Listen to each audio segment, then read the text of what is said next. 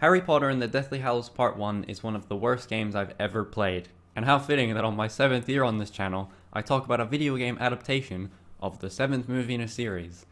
That was definitely intentional. It's hard to believe it came from the same team that brought us classics in the series, such as Harry Potter and the Chamber of Secrets.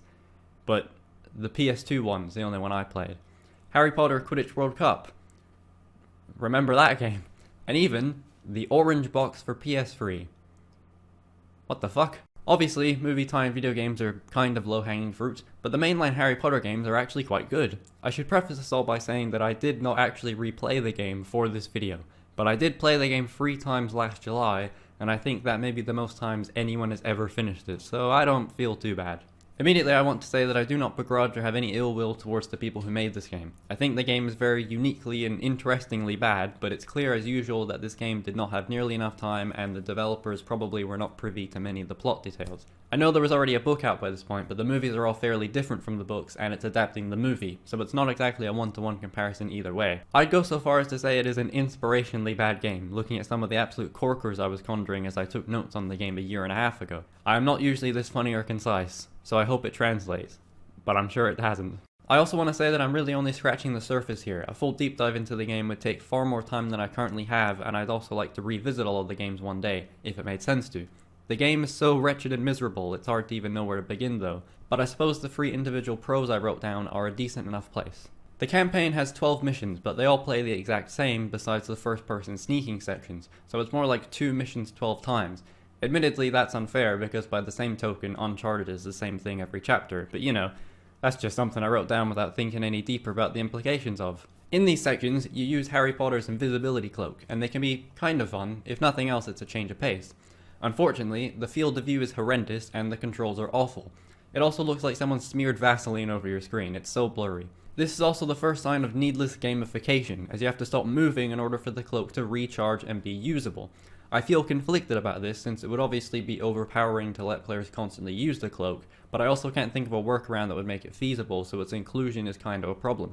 The only thing I can think of is supplanting the cloak for a craftable polyjuice potion. As seen in the movies, they do not last forever, so you actually could connect that to an in-game timer. According to the game's manual, you actually can pick up polyjuice potions in the levels, but I have no memory of doing this. The game already has throwable potions and polyjuice potions seemingly scattered around, so I'm not sure why they couldn't have done this. I don't think Harry even has the cloak in the movie, but I may be wrong. I didn't rewatch it. Either way, the cloak ends up being more of a hindrance once you actually get into combat. You aren't able to experiment with your limited tools by way of using the invisibility cloak to sneak past enemies. The game doesn't let you do that outside of the missions specifically built for that, and on the harder difficulties you can't really run past enemies at all. In fact, I don't think that's just a harder difficulty thing. You also cannot use spells whilst under the cloak, which isn't consistent with the movies. I'm pretty sure there are moments where Harry uses utility and combat spells, as the game's manual once again details. We're going deep, but not really. It's just a manual. Speaking of field of view, like 10 minutes ago, it's actually quite tolerable when you're combating Dementors. It zooms out a considerable amount and reminds me of Alan Wake. It feels much nicer to play this way. From memory, the game didn't even run poorly in these sections, so this could have been a worthwhile option. My only other note is that the aforementioned throwable potions are pretty useful, namely the explosive ones. You don't get a lot, but one good throw can take out like 5 of these cunts, so they're a real lifesaver apparently. And that's about all the positives I can glean from this game, themselves having their own negatives. I think the main issue with the game is the gameplay itself. It's no shocker to say that the story and its telling is a bungled and confusing mess, with important moments and scenes shuffled around or flat out removed. It results in this strange feeling where the story is incredibly streamlined and the gameplay is so stretched. Basically every mission consists of a cutscene you can't skip, being bombarded with literally 100 enemies throughout, despite Harry now no longer having the trace, right? An artificial barrier that you inexplicably can't walk around or over, and then when you reach your objective, you suddenly must backtrack all the way to the beginning of the level in a blatant attempt to pad the already short runtime. Not that I'm complaining about the already short runtime. It doesn't help things that the enemies seemingly infinitely spawn if you don't continue running through an environment. Even then, they'll occasionally spawn behind you just for the banter. There are so many issues with the combat that I'm having to restrain myself from unloading it all right here. I think it'd be too overwhelming. But I'm probably going to do that in like a minute, so you know, hold on. But what even is the gameplay? Well, it's basically a third-person shooter, which isn't the most outrageous thing for a Harry Potter game, your spells acting as bullets which you cycle through. I will say immediately that not being able to visit Hogwarts is also a massive blow to the game. Some of the most fun I had in the older games was just flying around on a broomstick. Being able to do that was kind of unreal. Being there also offers mini-games in the form of Quidditch or potion making, though I guess they aren't exactly mini-games since they act as main missions in the last game, from memory. But the movie is completely detached from Hogwarts and the familiarity that it exudes. It's one of the reasons I really love this film and consider it a favourite of mine in the series. Things feel properly hopeless and we really see the characters pushed to their limits, which doesn't make for a fun game, so there is already an uphill battle, I suppose. Easily the worst section of the game, though it's really hard to choose, is after the Ministry of Magic invasion, where in the movie, Ron gets splinched and the trio is out in the forest. But in the game, you're instead at some abandoned substation nuclear power plant that feels more reminiscent of wandering off a trail in the British countryside than deep in the forest. I should cut in here and say that this location is actually in the movie, but look at the difference. Look at it in the movie compared to in the game. It looks so serene and peaceful in the game, and in the movie it looks dreary as fuck. I could probably structure the whole video around this abandoned substation section, as the mission itself felt like it went on for about 40 minutes. It's also all centered around inexplicably having to chase after Dean Thomas and Griphook, yet you are unable to call out to them as you battle your way through caravan parks, sentient trees in the countryside for some reason, and tunnels of the radial syndrome flavor. That's a joke for you there. Haha, yes, thank you. I mean, you're welcome. God. Unfortunately, you will eventually come to a barricade in the form of rocks that are about as tall as Harry's right leg. Or Harry himself, because he's not very tall, is he? The, I shudder to call them boulders, are visible as Dean and Griphook walk up, so they didn't put them there, yet somehow they were able to get past, presumably stepping over them like a normal person, but you must acquire a specific spell in order to destroy them. Do I even need to mention that Griphook is a very small person / elf / goblin? The Harry Potter games always do this annoying thing where Harry must relearn the spells he already knows, but in this game and this specific section, it feels genuinely insulting as you find randomly placed books on the ground for spells, such as Confringo. I actually initially wrote this section confusing Confringo with Reducto, but Reducto isn't even in the game. I guess I'm just more familiar with that one, and Harry should also probably be more familiar with it, since he was teaching people it like 2 years ago and it seems to do much of the same thing. Not that that's the game's fault. Also not the game's fault, I think, is the fact that there is a spell in the game called Expulso, yet Confringo is the one that explodes dramatically. I've even gone so far as to Google each spell, and their descriptions are much the same, except I guess Confringo makes things explode and Expulso sends out blue beams to cause an explosion. Yet in the movie, when Hermione uses Confringo, it just looks like fire, and in the game it's purple. According to the Harry Potter wiki, I guess that's accurate and the game is not. It seems that Confringo itself is an explosion, and Expulso explodes. Can you tell I wrote this out in segments as new information came to me? I think I've said Confringo and Expulso enough for 2 lifetimes. I don't want to write about this anymore. This is all without mention that you should realistically be able to just use Wingardium Leviosa here, right? I guess they forgot what game they were making. Haha. You'll also notice that Ron is no longer splinched, and once you finally catch up to Dean and Fuck Grip, they apparate away, and the trio double back to find a spot to camp. This dugout shall do. Not before the game's attempt at one of the most pivotal and powerful scenes in the movie, with Ron leaving Harry and Hermione in a rage after a long and slow build-up. So much of the film is centered around the isolation and resentment of the trio and their mission, with the locket only exacerbating things as Ron grows more paranoid of Harry and Hermione, while also carrying the weight of his family's unknown whereabouts or condition. Everything makes sense and you understand everyone's feelings. In the game, Ron just walks away one day into the mission, and I wish we could go with him to avoid more combat encounters. Hell, it even feels somewhat villainous from Harry here, like, geez. If nothing else, this section of the game is memorable. I can still picture the environment in my mind fairly vividly, and I wouldn't say that's a skill of mine. I guess it is also a little nostalgic for me, as it reminds me of areas I visited in my childhood. It's no coincidence that I specifically say British countryside, it feels faithful to that if nothing else. It's also no coincidence I remember it if so, as my memories of areas like this involve me almost drowning and almost crashing into a fence. Crazy Daisy! Hey, why'd you get out? So maybe it's more of a trauma thing. I think the actual forest section that comes later on is even worse. I can somewhat remember a boss battle, probably regarding the locket and dodging constant spells that are being fired your way.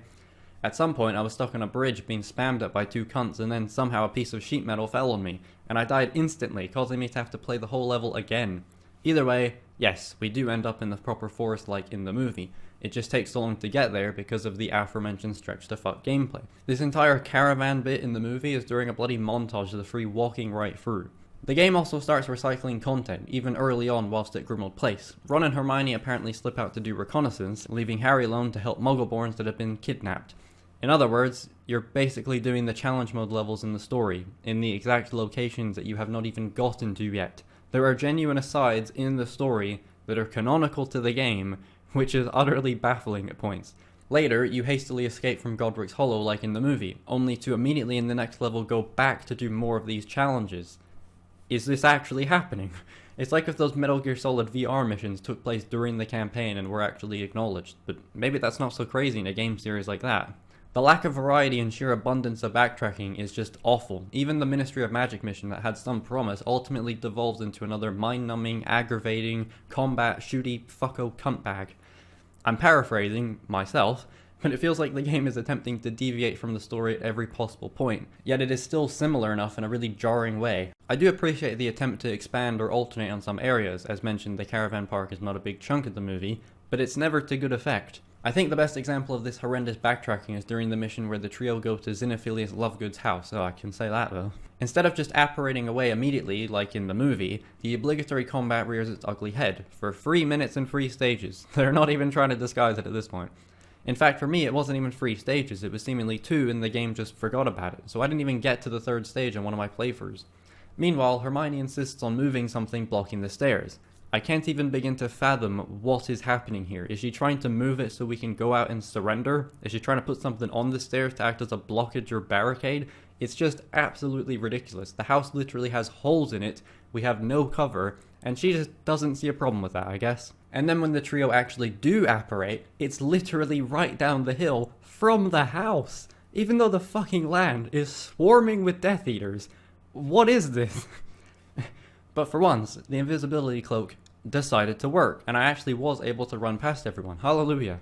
And then the trio returned to the start of the level, apparating for real this time, because of course, I guess the fucking boulders prevented them somehow. Had some fucking magical property. I don't even remember if there are boulders here, but I'm making an educated guess. Oh no! He's now dead. What was that?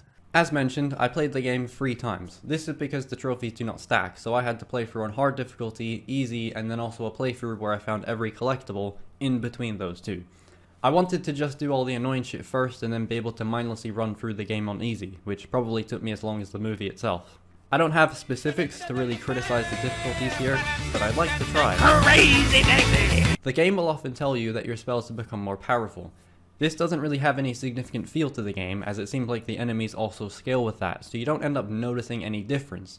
If anything, the spells felt weaker. I remember hitting guys with multiple rounds of Expelliarmus, and they just got stunned. I'm guessing the alternative is death. I don't remember that part. Actually, do they even die? Or do they themselves just apparate away, and then when more enemies spawn in, it's just the same people as an excuse for reusing character models? I guess that's kinda smart, though it means we're having a constant battle with like 6 people for days on end. Talk about loyal followers of Voldemort, jeez. The game is also flat out wrong at one point, showing the Impedimenta spell to be upgraded, yet the enemies wouldn't go down after 3 bursts, where prior it took 2 to 3 at most. This is also probably the most useful spell in the game, it's like picking up a fucking foul. But what is the point of spells being more powerful if the health of enemies seems to increase alongside it? I don't know who I'm asking. The Expelliarmus and Expulso enemies are also fucking insane. The Expulso ones break the game because they can do the spell for an unlimited amount of time, meanwhile I swear you have to recharge it. And the Expelliarmus guys hit you once and lock you in a constant animation that is timed so specifically that you can't move once you're up again without taking another hit. Eventually I guess I decided to do some math, and that's how you know it's serious, because I am embarrassingly bad at math. Apparently, I was somehow able to deduce that there are roughly 1,500 enemies in the game, or at least I'm assuming the campaign. This is an absurd amount, as of the 12 missions, I recall combat in at least 11.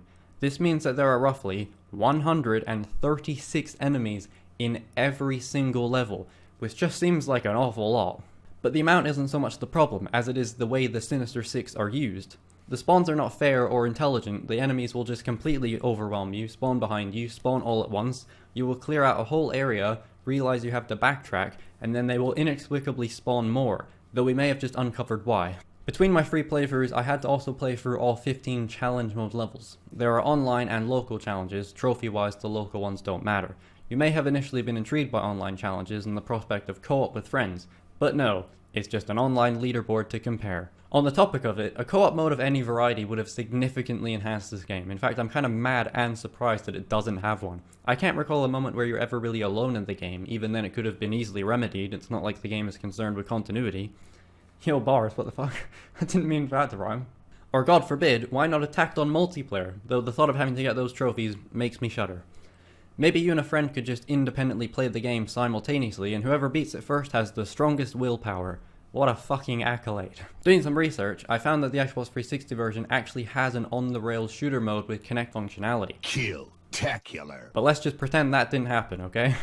While you only have to complete one challenge on hard, you will still have to beat every mission. Most of my notes on the game seem to be about the campaign, but I honestly wouldn't be surprised if I was actually writing about the challenge mode. It's probably the worst part of the entire game. I'm sure I've already said this, but they are literally just sections from the campaign, except now there's a timer, so it's stressful and ridiculously hard in some areas. Obviously I won't have footage for any of this, but I distinctly remember a mission in the forest area and I was just backed into a little divot, spamming my explosive potions, just trying to survive. The aiming is also horrendous. On console there is a lock-on. It's not an aim assist, the game just locks you onto an enemy when you aim in, but when you start firing the enemies will already be moving and so you can't even really land shots until they stop. I don't even hate the idea. As optional content it could have been kinda neat to see Harry saving muggles or something. The back of the box even hints at battling terrifying magical creatures, and in one of the challenges you try to run past a dragon, so I guess that's close enough. On its own, it'd be a fine addition to the game, but adding it into the campaign when you're already doing the exact same shit is just outrageous. As it is, it's blatantly and transparently there to pad the game, and it makes it so much worse. Ultimately, the team probably only had a year and a half at the very most to make this game, and they clearly just did their best to fill it. Like, the whole Dean Thomas and Hookfuck walking around a forest area is seriously random. Where on earth did that come from? Maybe it was in the book in some way, shape, or form, and they threw it in here for the banter. Adding to the limited development, and probably lack of scenes they were allowed to see, I'm guessing they were trickled information about the game and had to make it as they found out. I'm not sure, but I imagine concept art was probably a big in here. It isn't a competent game, but I suppose it mostly functions. I can't really blame the team, they can and have made great stuff, seeing as they made all the other Harry Potter games. I suppose it's admirable the game was even made and released at all, and I guess, what could the team have really done? Everything unique about the games is mostly tied to Hogwarts, so when you're forced to remove it entirely, your options are kind of limited. And with the game releasing so close to the movie, I guess you do have to kind of toe the line with spoilers. I'm remembering there was already a book out at this point, and anyone who cared enough to play it almost certainly had read said book. I know this sounds stupid and far-fetched, but I think a Telltale-style choose-your-own-adventure would have been perfect for this game. Instead of mindless and fucking annoying constant spellfire, what about a dialogue-based game where you make mostly flavorful choices and just talk to characters? You could even have some fun with it and offer some alternate paths like the game already does, or even pull sections from the book that didn't make it into the movie. Again, I know that's dumb because it doesn't make any sense, but if you're trying to make a faithful game adaptation of a film adaptation of a book, and that film is already so much more quiet and restrained, this could have been something. I'm not even saying Telltale has to make it, I just think it would fit the tone a lot more and it'd be more enjoyable. Strip the gameplay almost entirely and just focus in on the characters. As I always say to myself about my videos, the work is already done because I've taken all these notes and I just have to mash it together in some fucking awful form. In the same vein, the movie already exists. And the book. Or you could go proper mental with it and do an alternate reality storyline, or maybe that co-op game, it worked for Goblet of Fire. Oh yeah, never mind. I don't know, just a half-assed idea inside a half-assed video. But part of the reason I can never get through games like The Witcher or KOTOR is because the gameplay feels like a waste of time and an obstacle you must constantly overcome to get to the good stuff, i.e. the writing. Yet it's then a double-edged sword because I don't know if the writing would be effective if you weren't being forced to play the game. Admittedly, all I've been playing for the last 6 months is Telltale, so that's kind of all I have to offer here. And while it may sound insulting and contradict what I've been saying, I actually genuinely believe that not a single person who worked on this game gave a single fuck about making it. It's so clear that no one cared. No one wanted to be a part of this. There is no level of effort, or artistry, or creativity, or anything. The game is just nothing. And I can't blame any one of them for it. Or maybe I'm being a dickhead, and everyone really did try their best with the time and resources they had. It's still pretty shit though. I'm a massive pushover, so if I'm saying it's bad, then it must really be a disaster. The game as it is just creatively bankrupt, though I suppose that implies some wealth beforehand, so I guess the game is creatively non-existent. Wow, what a strong and not forced ending that is. It doesn't even make sense because I really enjoyed the literal last game in the series. Still better than BioShock though. Clickety-clack. No cap. Thanks for watching another meaningless video that will immediately be lost in the endless void of content and life. Let's go. I guess that's the video. I'll maybe do the outro afterwards. Blah. Hello. How's it going, everybody? Everybody. All four of you. Welcome back. Or, well, not welcome back. It's the end now. That's the most recent video. If you actually watch the channel, you'll know that this wasn't supposed to be the most recent video. I said in my last video, the video on Big Time Rush, that my next video would be a big, long, girthy, throbbing, hours-long video on all of the Telltale games. And that video is still coming along. That video is still happening. I'm still working on that. I'm still writing it as I speak now. I'm still playing a lot of the games because it's taken me a lot longer than I thought it would. And I thought I'd get it done by the end of this year. And then I realized, oh, it's November, you know? I opened my eyes and it's November. But I wasn't in a freight elevator. Oh, no one's gonna get that. Anyway, so I was like, oh shit, I need to make a quick video in the next month or two because I'm not gonna get this video done in time, and if I rush it, it's gonna be crap, and there's just no way I could get it done in time. So I decided, okay, try and make another video. So I went and I tried to record some face cam videos. I tried to do a video where I went through all the games I played in 2022 this year that weren't Telltale games, so every game I played for basically the first half of the year. And it was an hour long, and I hated it because I wanted it to be 10 minutes long. That was the intent. And then I made another video going through all the games I have unlocked all of the achievements for on Steam. And that was also an hour long. It was actually longer than the other one, and I thought it would be shorter. I was going to do my PlayStation Platinum trophies, but I knew that video would be 2 hours in and of itself because there's a lot of things I could ramble about with that. Either way, those videos were a bust. Hated them, didn't like them. So yeah, I was just like, okay, whatever, we'll just have to scrap that. And then somehow I happened upon a note file. A note file? That sounds weird. I happened upon a bunch of notes I had on the game Harry Potter and the Deathly Hallows Part 1 for PS3. And I remembered, oh yeah, I played this a year and a half ago, and it was especially bad. And I took a bunch of notes on it, almost as if I was going to make a video on it. I even wrote in here at one point, I should make a video on this game, but I was already in, I guess you'd say, pre-production of the Big Time Rush video at that point, so I wasn't going to scrap that and do something else. So it was kind of a miracle that video, or these notes, kind of just popped up in my mind and I read through them. I was actually really stressing about it, so I didn't read through the notes for a day or two, because I was like, oh, what if I read them and it's just crap and I can't make a video out of it, and then I'll have to start from scratch again. So I was kind of just having a panic attack about it a little. I don't know why. I wasn't even really. I mean, I'm actually exaggerating a lot. But I was very stressed about it because obviously I want to try and make one video a year. I want to try and make more than one video a year, even though this Telltale video will be the longest video I've ever made, and so, we'll see how that goes, I guess. But anyway, the point is, it was a miracle. I found those notes and I was able to turn it into a video pretty quickly. I think I edited it in just this week, pretty much. I was like, oh, I'll get it done by the end of the week, and as I'm recording this, it's Sunday, so I guess that's the end of the week. Unless you consider Sunday the start of the week, in which case it took a week and a day or something. I don't know. I'm really rambling, as always. I think I'm talking even faster than usual, because this is going to be long and the video's already a lot longer. I was like, oh, the video will be 10 minutes, and it's half an hour now, so great. Anyway, I just want to clarify some things if anyone's still watching.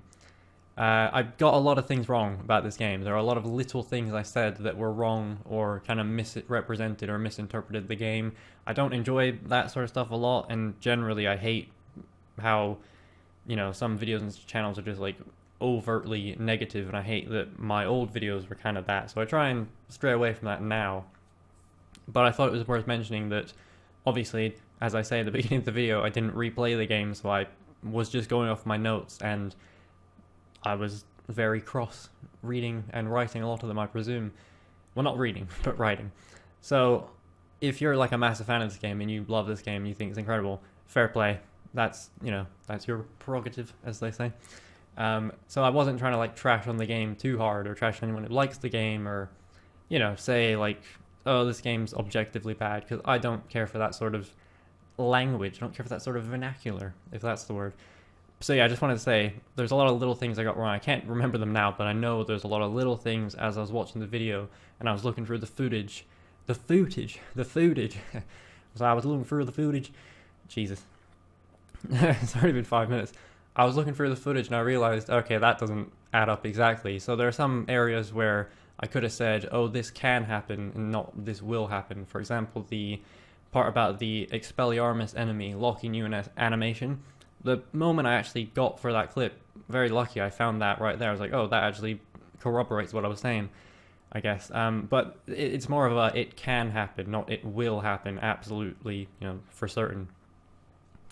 Also, another note I have, the shooting can be kind of fun in a mindless way. Like if you're just looking for a game to run through and you like Harry Potter, I wouldn't say don't play this game. Also, if you like platinum trophies and you're a whore like me, then hey, you'll have a good time for 13 odd hours, maybe 15 odd hours.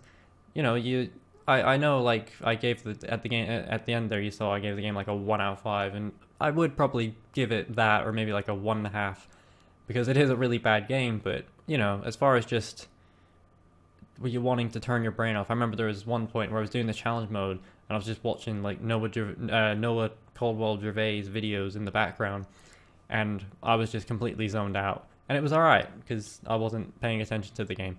So yeah, the game is also very funny, unintentionally, of course. There's that moment in there where they apparate, but it seems like they kind of explode. If you go frame by frame, the house just, yeah, whatever.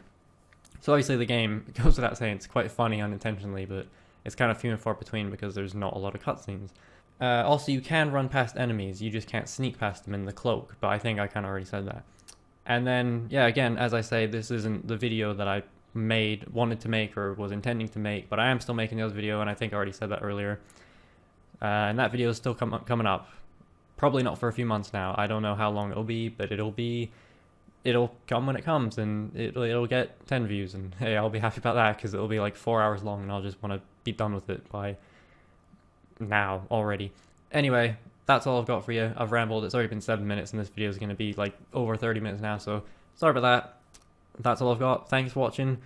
I love you. Okay. See you. FIFA, how about... Okay.